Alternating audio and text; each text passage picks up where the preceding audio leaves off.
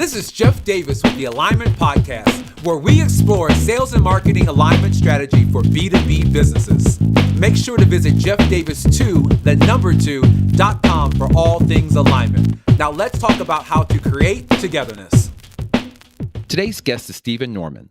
Stephen is the author and founder of Growth Acumen. He draws from his over 20 years of executive experience in Australia and Asia Pacific to assist tech and entrepreneurial companies in implementing world-class sales practices.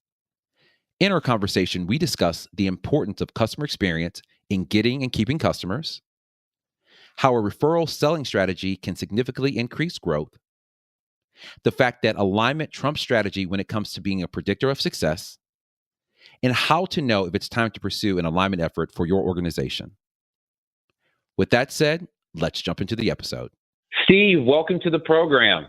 Great to be here, Jeff. Thanks for the invitation. Absolutely. I'm happy that you're here. I think that you are going to help us think through some really great growth strategies and also talk about this idea of potentially the sales funnel, the traditional sales funnel, not being as accurate as it has been in the past. So before we do that, for those that are not aware of you and your work, why don't you tell us who you are and how you have come to be so passionate about sales and marketing alignment? Yeah, absolutely.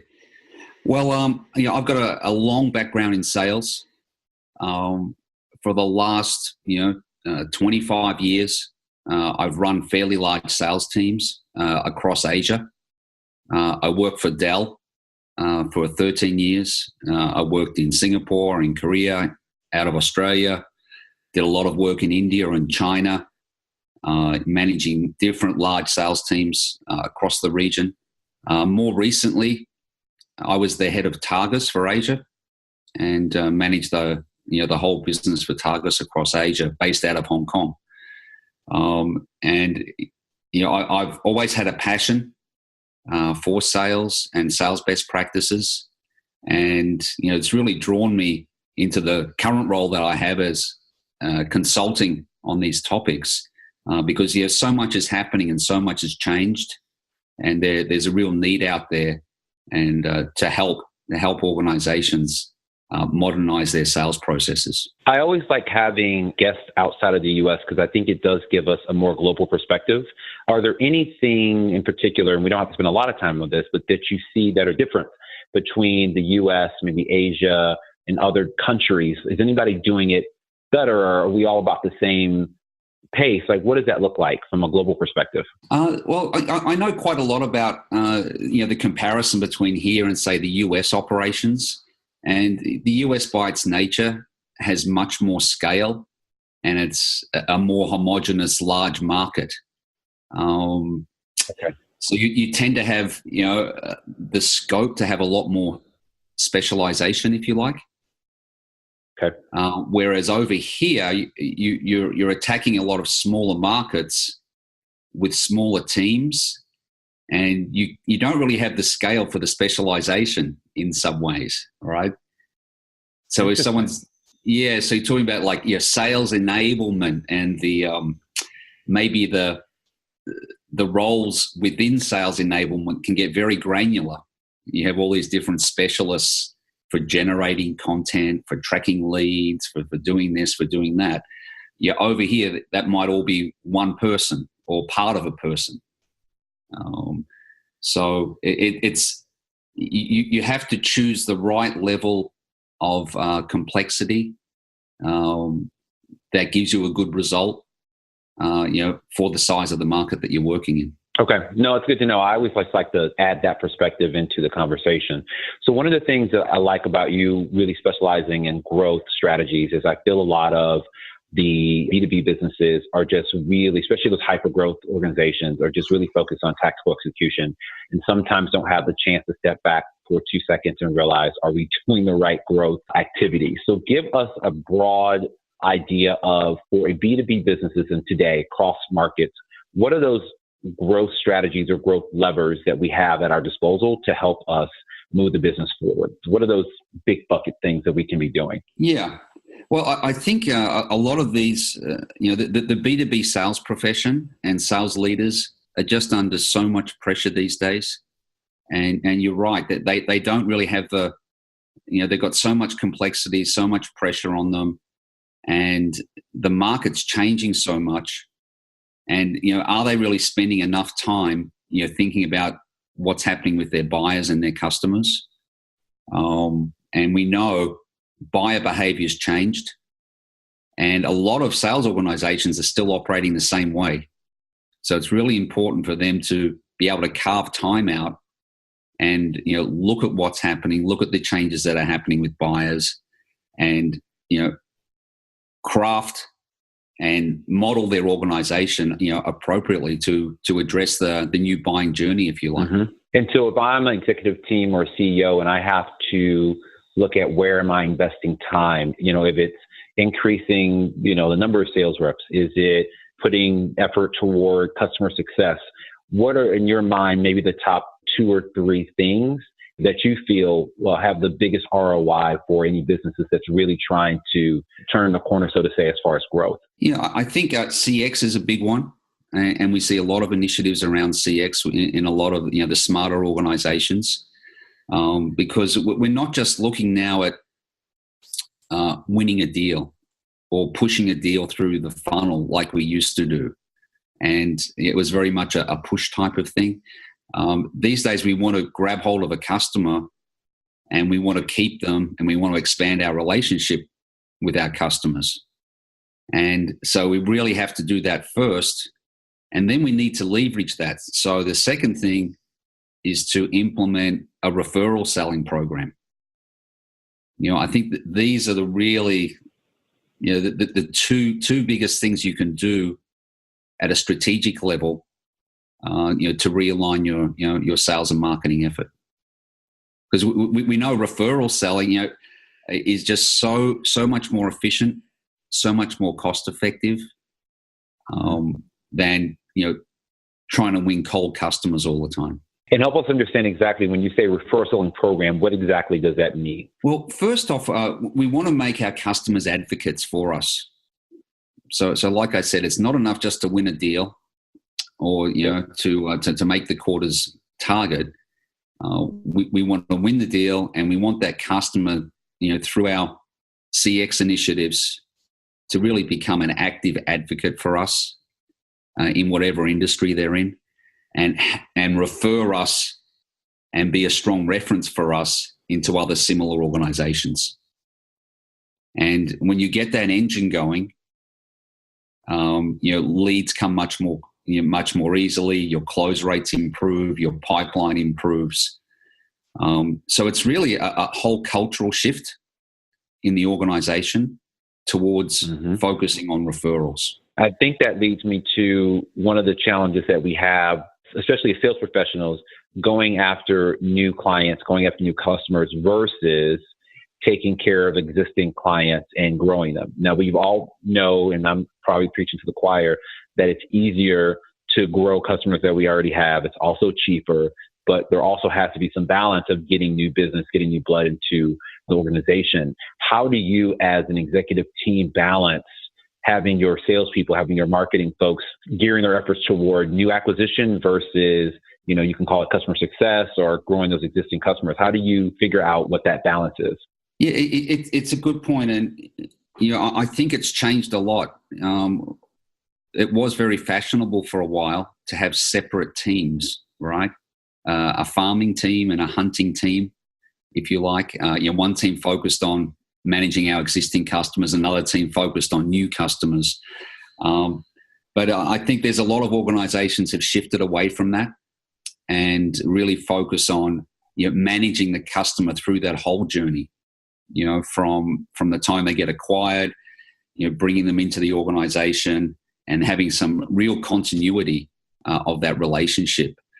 And the concept of referral selling is we'll get a lot of growth and we'll get a lot of new customers and new accounts by taking care of our existing customers. So that will become a growth engine, that referral engine. Of course, there's a portion of our effort will go to, going into new markets, going into colder accounts. But we should be able to get the majority of our growth through referral selling. Interesting. So your proposal is then the lion's share of our revenue should be coming from existing clients, and whether that be upselling or cross-selling or whatnot. Yeah, and I'm saying referrals from those customers into other customers in our target market. Okay. Got it. Yeah, Just to be clear. Okay. So internally in there, or expect. Of course, we want to expand in that account fully. Yep. And fully exploit that. But we really want that customer to become an advocate. You know, if we're really strong with one bank, and you know we turn that the CIO of the bank into an advocate for us, that's going to be great for us going into 2 or 3 more banks. And I think that also has implications on the way that you approach a new client, because if you go into them thinking that you want to turn them not only into a client or a customer, but also an advocate, that will affect the customer experience, because we want to make sure that they enjoy the onboarding process and that they're satisfied and they're successful, in order for them to then, as you said, very, straightforwardly, to tell other folks within their vertical or their industry or whatnot that they should be working with us, etc. Yeah, I think there's a lot to it, and it sort of varies by buyer and by customer. And what we want to tap into is what's important to them. What's important to that buyer, and that's how we make them an advocate. Are they interested in getting promoted? Are they interested in saving costs? Are they interested in improving their own public profile, outside of the company? Are they interested in sitting on different technology boards or sitting on a customer advisory board? These are all activities that sales and marketing can work together on to turn a customer into an advocate. Are they interested in attending different summits and seminars and getting inside information on things? What turns them on, and that's what will turn them into an advocate. I like that, because I was having a conversation with a sales professional. We were talking about the ways of helping salespeople understand how they can better leverage marketing. And one of the topics that came up is that it's much easier for marketing to create educational programs and ask the market for questions and educate. And so I love what you said. Part of that is, if we're trying to engage with folks and we find out that they want to be seen as a market leader, how does marketing leverage that knowledge in order to better engage with them and then help the salesperson get in there with those type of programs? So it's that kind of tag teaming effort that I think goes back to this whole idea of this alignment between sales and marketing. Because as a sales professional, I may not be able to execute getting them in front of thought leaders, but as a marketing team, maybe that's something we can work in together. So I think that's actually really, really nice. I like that example. It brings it to light. Great. So what I want to shift to, I read an article that you published on LinkedIn fairly recently about I'm just calling it the new sales funnel. I don't know if that's the right terminology, but we'll go with that. And so I've seen a couple of different people writing about it. I believe, and I don't want to take words out of your mouth, the premise basically is that the traditional sales funnels that we all have come to know and love, which basically is a reverse pyramid, leads go on the top, customers come out the bottom, is pretty inaccurate now because the buyers change so much. I wanted to just ask you, from your perspective, why is that model or template, whatever you want to call it, no longer really accurate about what's going on today? Yeah, well, things have changed a lot in B2B sales, and the buyer's behavior has changed a lot in the last 10 years, and I'd say even more rapidly in the last 3 or 4 years, where the buyer is not engaging with sales early in the sales process anymore. So buyers are actually actively avoiding salespeople, and they're discovering needs. They're researching solutions through lots of different ways. Before, maybe they needed to talk to a few vendors early on in their process to get industry information. They don't need to do that now. They're going to be doing that through the web, through seminars, through their peer group connections. So that's a major change. And so the salesperson is only getting engaged when the buying process is maybe 60 to 80% already completed. So that's a big driver. So sales folks are definitely getting in toward the latter part of that decision-making process. So what then, and I think that most people would agree with that. That's pretty agreed across the board. So in your mind, what do we have to change when we look at the sales funnel? What is this fundamental change so that we can have a better roadmap or GPS, whatever you want to call it? Because I don't believe it's a prescriptive process anymore. And people don't just follow a linear path of, hi, my name is such and such, and here's my product, and here are the benefits, features, and like that just doesn't happen anymore. So let's just put that out to rest. Doesn't happen. But I think there is value in having a framework so we can have some general idea of what we're trying to achieve. So what is different? Like it shouldn't be happening, but when you actually go into organizations and you look at how they're running their pipeline, how they're running their sales meetings, how they're running their sales activity, there's a big portion still got this top down. Okay, we'll make 100 calls, we'll get 10 appointments, we'll generate 3 leads, we'll generate X pipeline. A lot of them still have that. But you're putting that aside, if we accept, the buyer's not engaging with sales early, but they are active, right? They are researching. They're looking for information. They're attending seminars. So this is where our marketing folks come in, right? And we really want the marketing folks very engaged in identifying who these buyers are, identifying their needs, identifying where they're getting their information, identifying what sort of information resonates with them, generating insight into those buyers, and then creating custom content, putting our company in front of those potential buyers, where they're looking, so that, by the time they're ready to buy and ready to engage with sales, they're already warm towards our solution or our company. Okay.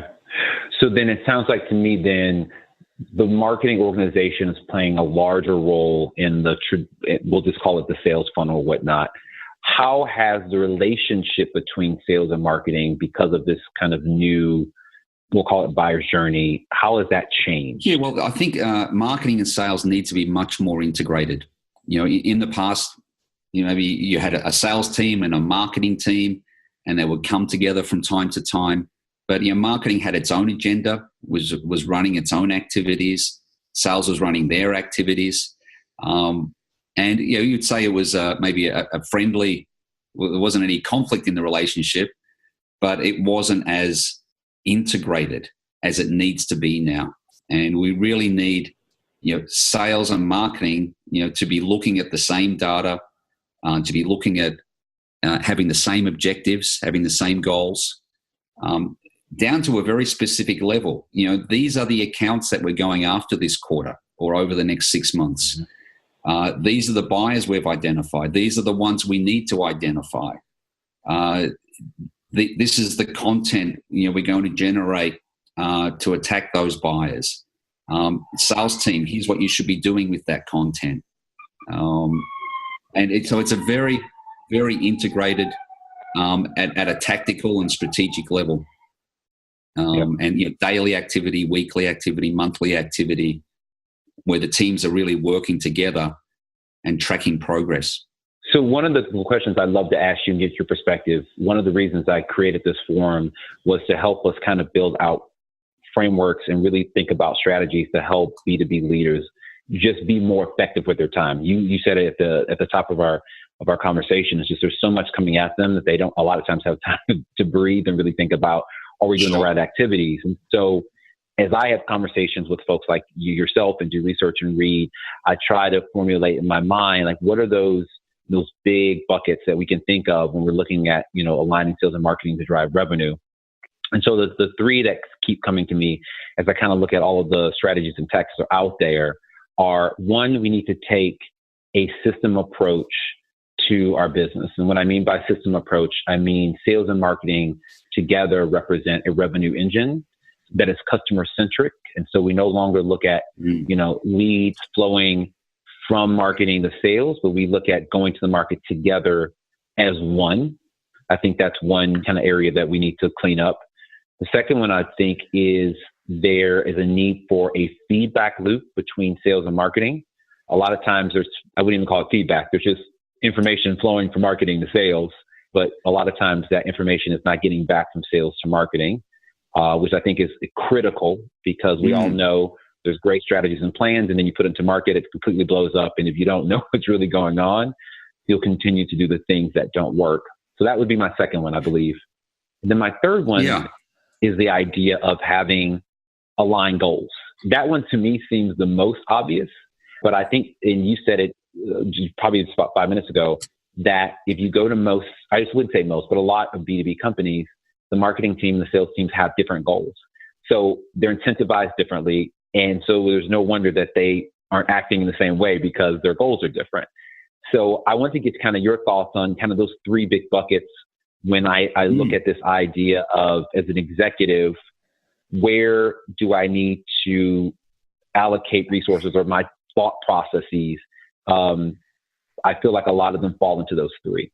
But I get your opinion on that one. Yeah, no, I think they're good. I think they're those three areas are right, and they're simple, they're straightforward, but that doesn't mean it's easy to execute that. And you almost have to look at this like a proper change management approach, and you just can't take anything for granted. So, okay, you've got the strategy right. You've got these three key things are going to help us grow, get more growth, get sales and marketing aligned, make our customers happy, right? So the strategy is good. We need to spend time on alignment of the strategy. So this is where it falls down a lot. And while the headline strategy sounds great, how does it really work, and how should it work at the coalface, at the ground level? And this is where we need to get input from our sales managers, marketing managers, salespeople, the marketing folks on the ground on specifically how we're going to execute this and really thrash that out. There may be other folks involved like IT or operations. We need to pull those folks in. So we need to get a lot of fingerprints on the actual final tactical plan. So there's quite a commitment there, and it does take some time. And this is where the leader has to be very committed to this, because he's going to have folks in planning meetings, for a couple of hours a week, trying to sort some of this out. But it just doesn't work. Something coming from the top down. Okay, you guys need to align together, and you need to work on this and that. People go back to their desk and they tend to do what they've done before, or they move a little bit towards that. We really need to get them involved in this alignment phase. And then once you got the alignment, we need to go into execution. And, when something's a new initiative, if there isn't a lot of support and a lot of focus, the new initiative can fail because it's going to hit barriers. It's going to hit some brick walls. So we really need that commitment to follow through on the execution. And when we get some breakthroughs, or when we have some wins, we need to make a lot of noise about those. Yeah. And celebrate and really embed that new process in. And I've said time and time again that all needs to come from the CEO, and I have heard that repeatedly from other professionals and guests, that this no longer is about sales leadership or marketing leadership. It has got to come from the CEO. Yes. So it just is what it is. But last question as we end our conversation: B2B CEO executives, what is the tipping point at which that they know it's time to invest resources in alignment effort? I think a lot of people may be generating revenue, may be doing okay, but what is that tipping point when like, hey, we need to have a conversation about this whole alignment issue because we're facing XYZ, or XYZ is happening? What is that? Yeah, well, I think we saw, a lot of B2B organizations progressively recognizing they've got a problem. And what we've seen is, unfortunately, fewer and fewer B2B salespeople making their targets in the last few years across the board. And when companies start seeing those sort of signs, that fewer of their salespeople are making target, that it's hard to generate new pipeline, that they're struggling to retain customers or struggling to acquire enough new customers. I think that these are all warning signs that they're at a tipping point, and they need to react quickly, because maybe their competitors have already moved on to the new customer journey and the new sales and marketing alignment and are starting to eat their lunch. And in B2B, it happens a little bit slowly at first, because it's generally customers are locked in. They may have a contract, or that it may not be so easy to switch suppliers. But once it starts happening, it can almost be too late. So I think they need to be very aware of those early warning signs. Yeah, so I like those. I'm glad that you addressed those. And so some of the things you talked about, those early warning signs of, maybe an alignment effort being necessary. It's just sales folks continually not being able to meet quota. And then obviously the stalling pipeline revenue or revenue growth in the pipeline, just not being able to acquire new customers. So I think those are good. Well, Steve, thank you so much for your insights. I really appreciate you sharing some ideas around growth strategies that are available to B2B businesses, as well as this idea of the sales funnel changing and how we need to adapt. And hopefully our sales and marketing leaders that are listening got a lot out of the conversation. Thank you, Jeff. It's been a real pleasure. Thanks for listening to the episode. Don't forget to visit me at jeffdavis2.com and follow me on Twitter at Jeff_Davis2. Did today's conversation resonate with you? Then share with your colleagues to help the Alignment Podcast grow. Join us for the next episode, where we continue to talk about how to create togetherness.